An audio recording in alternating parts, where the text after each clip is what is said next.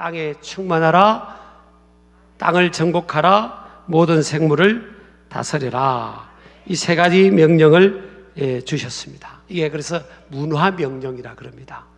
이 문화의 사전적 의미는요, 한 사회 개인이나 인간 집단이 자연을 변화시켜 물질적, 정신적 과정의 산물.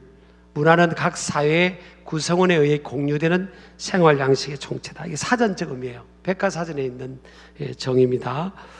자, 그러니까 뭐 쉽게 말하면 여러 사람들이 살아가면서 공유된 루틴, 여러 가지 반복되는 루틴과 시스템을 통해서 공유된 생활 양식의 어떤 총집합체, 이런 것을 뭐 문화라고 이렇게 볼 수 있겠죠. 근데 이 명령을 하기 전에 하나님께서는 창세기 1장 28절에 보면 하나님이 그들에게 뭘 주신다 그랬죠? 복을 주시며. 그러니까 하나님은 인간을 향해 복을 주시는 분이다. 자, 이게 시제로는 과거로 돼 있어요. 이미 복을 주셨다는 거예요. 앞으로 살아갈 삶이 많이 있음에도 불구하고 하나님은 이미 그들에게 복을 주셨다.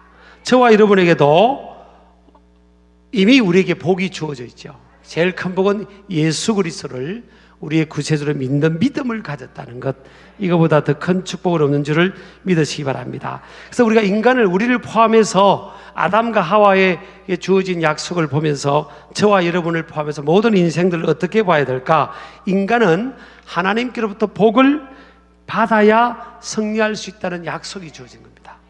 인간은 하나님께로부터 복이 주어진, 복을 받아야 되는 존재고, 우리가 믿는 하나님은 복을 주신 하나님이다. 우리가 믿는 하나님은 사랑이시다. 하나님은 사랑이시다. 우리가 친숙하잖아요. 또 하나님은 뭐예요? 복을 주신 하나님. 인생을 살아가면서 온갖 좋은 것들을 주시는 하나님이시다.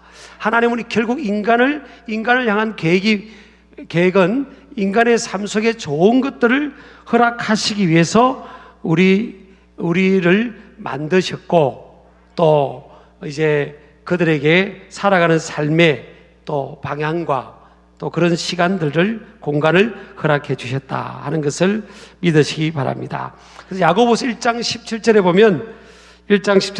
보면요, 온갖 좋은 은사와 온전한 선물이 다 위로부터 삐들의 아버지께로부터 내려오나니 그랬습니다. 온갖 좋은, 인생의 온갖 좋은 은사와 선물이 하나님께로부터, 삐들의 아버지께로부터 주어진다. 그래서 하나님은 온갖 좋은 것들을 주의 주시기를 기뻐하신다. 얼마나 우리를 사랑하시면 하나밖에 없는 아들 독생자를 저와 여러분에게 주셨을까요? 그래서 복을 주신다는 것은 뭐예요? 인생은 복을 받아 살아야 되는데 우리 힘만으로는 살아갈 수가 없는 존재다. 유한한 피조물이라는 것을 우리가 잊어서는 안 될 줄 믿습니다.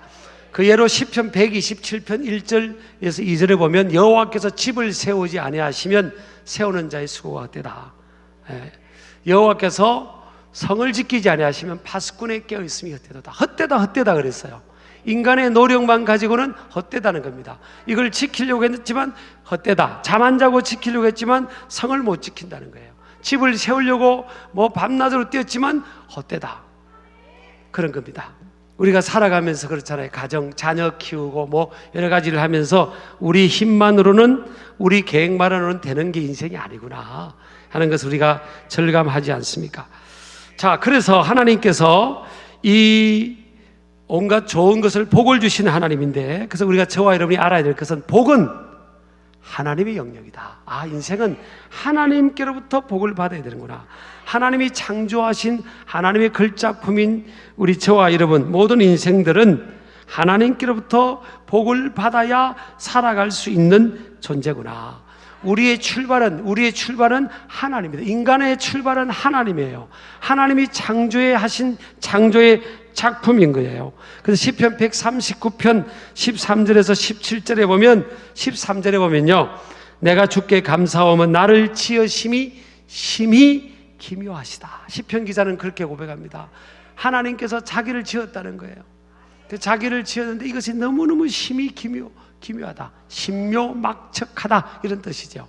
그래서 뭘 감사하고 있죠?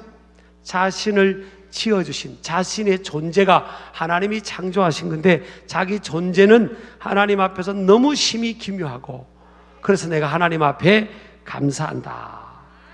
17절에 봅니다. 시편 139편 17절 보면 하나님이여 주의 생각이 내게 어찌 그리 보배로우신지요, 그 수가 어찌 그리 많은지요, 그럽니다.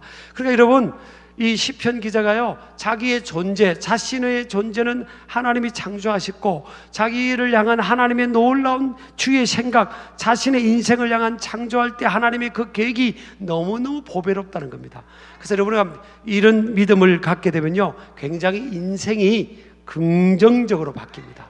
자신의 인생을 바라보고 앞으로의 인생을 바라볼 때 있어서 긍정적으로 보여요. 내 미래도 하나님께서 축복하신, 복을 주신 하나님이시고, 나는 우연히 이 지구상에 이렇게 던져진 2021년도에 그냥 뭐 아무 계획 없이 그냥 의미 없이 무가치하게 던져져서 그냥 살아가는 존재가 아니라는 거예요. 하나님의 계획 가운데, 의도 가운데 내가 만들어졌고, 나를 향한 하나님의 계획이 너무너무 보배롭다. 너무너무 보배로운 계획들을 하나님이 갖고 계시다. 그래서 지금 주어진 삶의 환경과 정황이 아무리 어려워도요, 희망의 끈을 우리가 놓을 수 없습니다. 왜? 하나님은 복을 주시는 하나님이고, 나를 창조하셨고, 나를 향한 놀라운 계획을 갖고 있기 때문에 지금 이 시간에 요 시점, 요 정도로서 내 인생이 끝나는 존재가 아니다, 그런 거죠. 자신의 생명뿐만 아니라 다른 사람의 생명도 그래서 가치가 있는 거예요. 저 사람도 내 마음에 들든 안 들든, 제가 어떤 실수를 했든 안 했든, 저는 뭐예요? 하나님이 창조하신, 인간은 하나님의 창조물이에요, 창조물. 그래서 귀한 겁니다. 자, 그래서 우리는요, 자신의 생명도 포기하면 안 되고, 아무리 힘들어도 다른 사람의 생명도 무가치하게 생각하면 안 됩니다. 그리고 성경은 어디로도 다른 사람을 비난해라, 그를 정죄해라, 그에게 돌을 던져라, 심판해라, 이런 구절이 없어요. 그 사람의 인생을 제껴버려라, 그를 쫓아내버리라, 그런 구절이 없어요. 왜 그렇죠? 한 사람 한 사람이 하나님의 창조의 작품이에요. 물론 죄악에 간영한 이 세상에서 왜곡된 이 죄악의 많은 상황들, 요인들이 가득 차 있기 때문에 그 속에서 물고기도 보면 막 이렇게 오염된 바다에서 자라던 물고기가 막 이렇게 안 좋은 모습으로 이게 변형되기도 하고 막 그렇잖아요. 사람이 하나님의 형상으로 깨끗하고 맑고 지혜가 충만하게 우리를 만들었지만, 이 죄악이 간영한 세상 속에서 살아오면서 이렇게 자아상도 일그러지고, 우리 마음이 그냥 죄로 이렇게 삐뚤어지고, 그래서 자신을 바라보는 거나 남을 바라보는 것들도 이렇게 삐뚤어지게 바라보고, 그래서 그런 거죠. 팩트는 이 진실이랄까요. 실제는 한 사람 한 사람이 너무 귀한 겁니다. 비록 이 땅에 살아가면서 인간의 연약하기 때문에 실수할 수도 있고, 심지어는 죄를 지었다 하더라도 그 사람을 우리가 정죄할 수는 없어요. 우리가 포기할 수 없습니다. 야, 저 사람은 무가치한 사람이야, 우리나라에서 살 수 없는 존재야. 저는 이것이요, 성경을 아무리 뒤져도 성경에 그런 메시지가 담겨 있지는 않아요. 심판은 하나님만 할 수 있는 겁니다. 우리 기독교인들은 그런 관점에서 항상 사람을 바라보고, 또 끝까지 포기하지 않고 품고, 그렇게 해야 될 줄 믿습니다. 뭐 우리라고, 저를 포함해서 우리라고 뭐 우리가 남보다 낫다고 내세울 게 어디 있습니까? 들킨 도둑, 안 들킨 도둑이죠. 그렇기 때문에 우리가 한 사람 한 사람을 귀하게 여겨야 될 줄 믿습니다. 자, 오늘 우리 3대 문화명령은 또 우리에게 어떤 메시지를 주는가 하면요, 이 문화명령은 최초의 사람과 모든 인간이 반드시 지향해야 할 삶의 방향이자 목표라는 겁니다. 하나님께서 아담과 하와를 만드시고 나서 너희들 땅에 충만하라, 땅을 정복하라, 모든 생물을 다스리라 그랬단 말이에요. 그러면 뭐예요? 이렇게 살아가라는 거예요. 이런 목표를 가지고 살아가라는 겁니다. 이 땅에서 살아가면서 땅에 충만하라는 겁니다. 땅을 정복하라는 거예요. 모든 생물을 다스리라, 이런 뜻이에요. 이것이 너희들이 지향하게 될 삶의 가치고 방향이고 목적지고 목표다. 그런 거죠. 자, 이 땅에 충만한다. 생육하고 번성하여 땅에 충만한다. 이거 하나만 우리가 놓고 보더라도 우리가 살아가는 인생이 하나님께서 우리를 향해 계획한 것은 이 땅에 충만함이구나. 생육하고 번성하는 거구나. 그러니까 남자와 여자를 만들고 하나님께서 결혼을 하게 하고 그 속에서 자녀가 태어나고 자녀가 번식을 하고 번성하는, 이것은 하나님의 순리예요. 하나님의 명령입니다. 그래서 우리가 뭐 동성애 시스템 이런 걸 받아들일 수가 없어요. 왜? 하나님의 말씀이 아니라는 거예요. 그거는 사람이 이 사회에 살아오면서 아까 이 물고기가 삐뚤어진 모습, 변형된 모습이 있을 수 있다잖아요. 이 죄악이 간영한 이 지구촌이라는 이 인생의 이 시스템 속에서 이런 자라오면서 교육, 환경, 또 잘못된 경험들, 지식 이런 것 속에서 사람이 삐뚤어지고 변형되고 좋지 못한 영향을 받을 수 있어요. 사실은 있어요. 그러나 특수한 상황이 아닌 보편적으로 우리 모든 사람들이 살아가는 삶의 순리는요, 남자와 여자가 만나서 가정을 이루는 겁니다. 자, 그런데 이 보니까 생육하고 번성하여, 이것은요 멀티플라이라는 킹 제임스 버전을 보면, 영어 성경에 보면 멀티플라이. 그러니까 이게 가족의 자녀들 숫자만이 아니라 이 땅에 살아가면서 하나님은 be fruitful, increase in number 이렇게 되어 있어요. NIV 성경은 킹 제임스 버전 be fruitful and multiply. 그러니까 이 숫자가 많아지고 양이 많아지고 이렇게 넘치게 되는 이것이 하나님의 계획이란 거예요. 하나님 막 인색하고 하나님 막 그냥 줄까 말까 이런 게 하나님이 아니라는 거예요. 하나님은 이 땅에 우리가 살아가는 삶을 통해서 넘치기를 원한다는 겁니다. 자, 아브라함을 하나님께서 갈대아 우르에서 부르셨어요. 그때 아브라함이 자녀가 없었습니다. 하나님 무슨 약속을 했죠? 아브라함아, 너는 네 본토 친척 아버지 집을 떠나 내가 내게 지시할 땅으로 가라. 믿음으로 한번 살아봐라. 그러면 내가 너를 통해 네 자손들이 하늘의 별처럼 많고 바닷가의 모래알처럼 많을 것이다. 그럼 아브라함이 그때부터 이 사라 부인과 더불어 막 아이를 낳다가 한 번 낳을 때 20명씩 30명씩 낳아가지고 그렇게 낳아도 바다의 모래알처럼 많아지겠습니까? 그 육의 혈통적 그것만 아니라 아브라함을 통해서 하나님은 선한 영향력을 발휘하고 전 세계의 많은 사람들이 하나님을 만나게 하는 그런 역사를 이루겠다 하는 그런 거예요. 그 멀티플라이 아닙니까? 하나님 아브라함 아무것도 없는 자녀도 없는 아브라함 한 명을 통해서 하나님은 멀티플라이 하겠다는 겁니다. 번성하게 하겠다는 거예요. 그래서 성경의 정신은 뭐예요? 시작은 미약하지만 나중은 장대하게 되는 겁니다. 한 사람도 보면 제가 아무것도 아닌 인생이에요. 별거 아니게 보일 수도 있어요. 사람이 이 죄악이 간영한 모습으로 보면요, 저 자체가 뭐 하겠어. 근데 여러분, 예수님 보세요. 그 바닷가에 거친 고기 잡는 일만 할 줄 아는 그 제자들을 불러가지고 세계를 복음화시키는데 하나님이 사용하지 않습니까? 그게 멀티플라이입니다. 자, 그래서 우리가 저와 여러분이 이런 스피릿을 가져야 될 줄 믿습니다. 자, 그러면요, 이 땅에 충만하라, 생육하고 번성하여 땅에 충만하라. 이것은요, 우리에게 어떤 도전을 주는가 하면 충만하라는 거잖아요. 그것은 이 문화명령은 그냥 이만하면 됐다, 요 정도만 내가 하면 됐다, 이런 안일한 자세를 갖지 말라는 거예요. 저같이 이제 목회적으로 또 우리 교회 방향으로도 적용한다면 땅에 충만하라. 이것은요, 킹 제임스 버전에는 replenish the earth 이렇게 돼 있더라고요. 지구촌을 보충하라. 충만하라를 replenish라는 단어를 눈이 번쩍 들었어요. 보충하라. 이게 개념이 참 킹 제임스 버전이 잘 됐구나. 땅에 충만하다는 것은 그냥 내 중심적으로 우리가 나한테 많은 것이 주어졌구나, 많은 것을 내가 가져야 되는구나, 내가 많은 힘을 가져서 이렇게만 생각했는데, 하나님의 계획은 뭐예요? 한 사람 한 사람을 만들고 창조하면서 그 사람을 통해서 지구를 충만하게 하라는 거예요. 보충하라는 거예요. 부족한 부분을 보충하라는 겁니다. 그래서 여기서 나온 개념이 뭐예요? 선교 아닙니까? 구제 아닙니까? 땅에 충만하라. 내 입장에서 내가 많이 갖는구나, 이게 아니라 그들의 니들을 자기 시간이든 지식이든 재능이든 그것을 보충하고 있는 거예요. 보충하고 있는 겁니다. 그렇게 살아가고 있는 겁니다.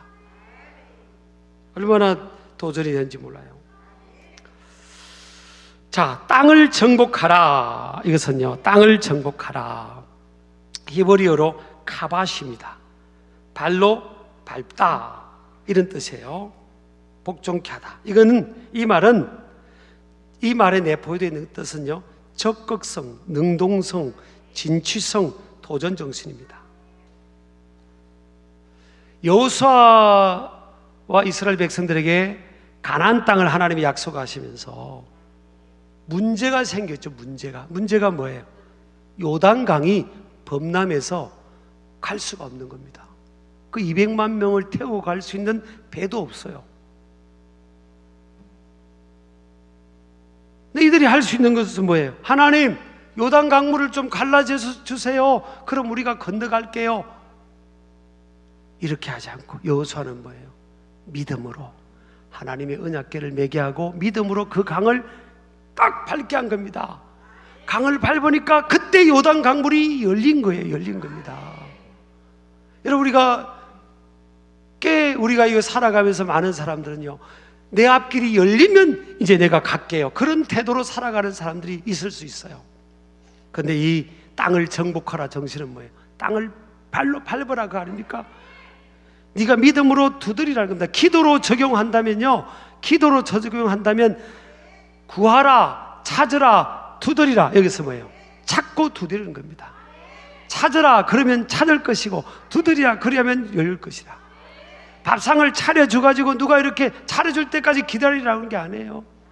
제가 새벽 기도를 마쳤는데 어떤 청년이 카페에서, 저는 이제 우리 부목사님하고 커피 한잔하고 이제 아침 여기를 간단히 하고 있는데, 청년이 열심히 공부하고 있더라고요. 어떤 청년이 제 눈에 들어와요. 새벽 기도하고 이제 공부하고 있는 거예요. 그래서 제가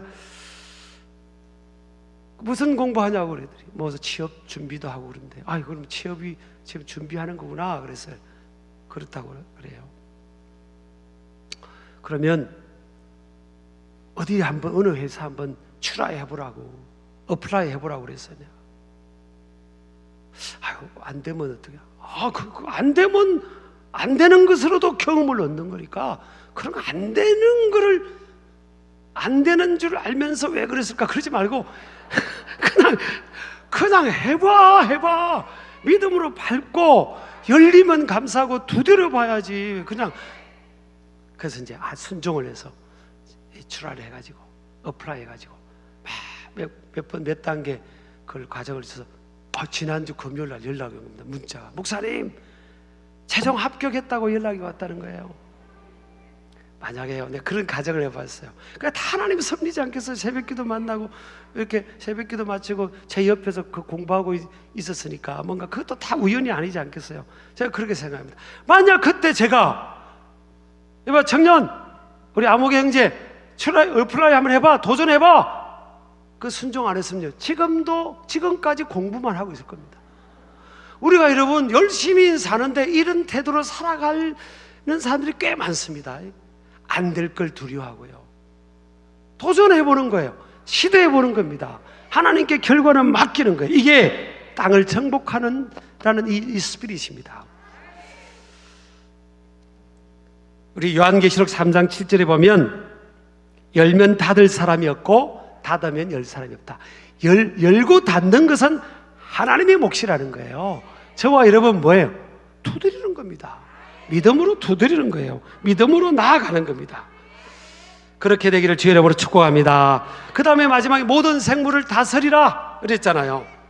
이것은요, 이 의미는 왕이 되어서 다스린다, 이런 뜻이에요. 왕의 권세로 다스리라는 거예요.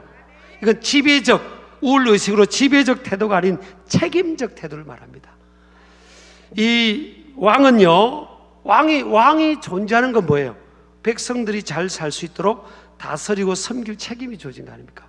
고대 이스라엘 왕들은 시편 74편에 보니까 그 사회적으로 가장 빈곤하고 연약한 이들의 복지에 관해서 헌신하도록 그렇게 성경이 권면하고 있습니다.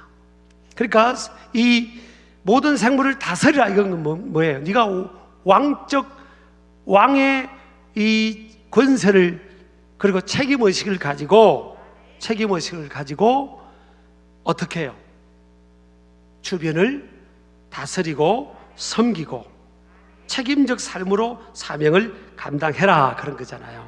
자, 그러면요, 이 왕은 신적 대리자로서 하나님께서, 자연을 포함한 하나님께서 만드신 피조물을 대하시는 동일한 방법으로 통치하는 삶을 말합니다. 하나님께서 이 자연을 포함해서 이 세상과 이 우주를 하나님이 만드셨는데, 사람을 포함해서 그들을 하나님께서 이 통치하시는 방법으로 그렇게 우리가 섬기는 그런 삶을 살아야 된다는 거죠. 그러니까 성경은 굉장히 스펙트럼이 넓습니다. 성경은 우리가 세상의 세속 정치에, 여러분이 저를 담임 목사를 좀 이게 바로 이해하셔야 됩니다. 어떤 분은 목사님이 보수예요, 진보예요 그러더라고요. 참 잘 들어보세요. 저는요 성경주의자입니다. 성경이 뭘 말할까? 성경은요, 하나님 말씀은 세상을 다 품는 거예요. 사실은요, 그 중요한 인간의 행복과 복을 위한 그 가치들을요 다 설명하고 있는 겁니다. 그래서 우리 신길 가족들은요, 다 잡읍시다. 우리가 다 잡아야 됩니다. 아니, 하나님이 다 잡아라고 했잖아요. 다 잡아서 세상의 필요를 채워주고 하나님께서 리더십을 발휘하라고 했잖아요. 세상의 관점에서 성경을 보지 말고요, 이 성경에서부터 출발한 겁니다. 3대 컬처럴 맨데이트. 그렇구나. 지금 저와 여러분이 가진 것 없고 내세울 없고, 저는 제 이야기 죄송합니다만은 가끔 이야기하니까 하도 많이 들으셔서 그러겠지만, 전 대학 다닐 때 옷 한 벌밖에 없었어요. 봄, 가을에는 옷 한 벌 있어요. 빨아가 입고.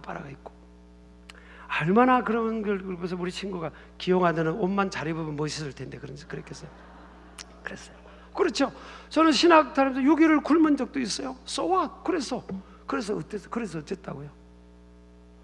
저는 제 이야기에서 죄송합니다만 담임 목회자니까 여러분 저를 좀 이해하셔야 됩니다.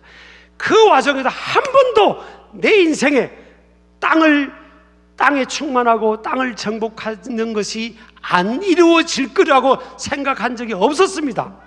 내가 20살에 굶으면서 옷 한 벌 가지고 저녁에 빨아입고 해서도 나는 한 번도 내 인생을 통해 이 세상을 하나님께서 선한 영향을 끼치고 이 땅을 정복하고 이 땅에서 충만하고 다스리는 리더십의 역사가 나를 통해 하나님께서 반드시 이루신다는 것을 한 번도 제가 의심한 적 없어요. 여러분, 저와 여러분 지금 가장 어려울 때를 살아가고 있는데, 눈에 보이는 이 어려운 현실을 바라보면 우리가 기가 꺾일 수가 있어요. 그런데 하나님은 뭐라고 생각합니까?